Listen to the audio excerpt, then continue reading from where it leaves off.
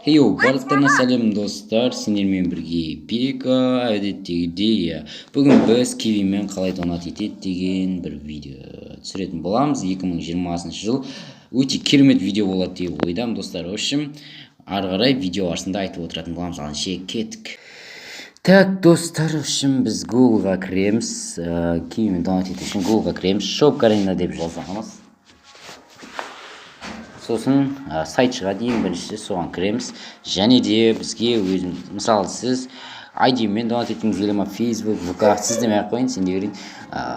ID-мен или VK-мен донат еткің келе ма, өзің білесің. Үшін мен ID-мен донат етем, типа ID жазасың, мысалы скопировать етіп вставить ете саласың, войти дейсің, и сосын өзің нең шығады, көріп аласың. Типа мен қазір геда бір қызға прокат жасаймын, үшін соны десем болады. Так, кивиден кіреміз, біз кивимен донат етеміз. Мысалы 299 рубльге донат етеміз.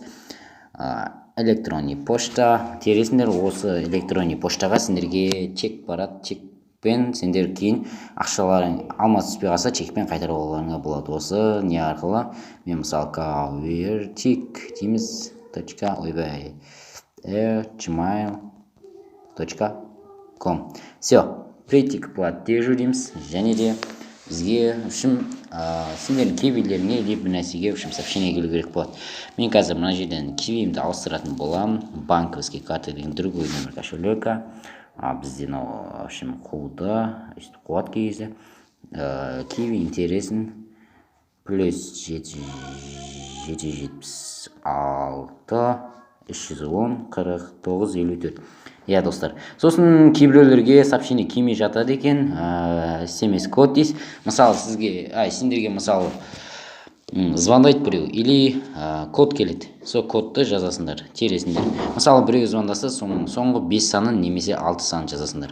Сол кезде код дұрыс болады. Ал если код келмесе, үшін сообщение келсе, сообщение жазасыңдар. Бізге мысалы қазір код келді 92 32 45 92 32 45. Я соны кіресіңдер. Кіргеннен кейін ищем способ оплаты дейді. Міне менде қазір 670 рубль бар шотында. Соның 299 рублін оплатить етеміз. Сендерге тағы код келеді.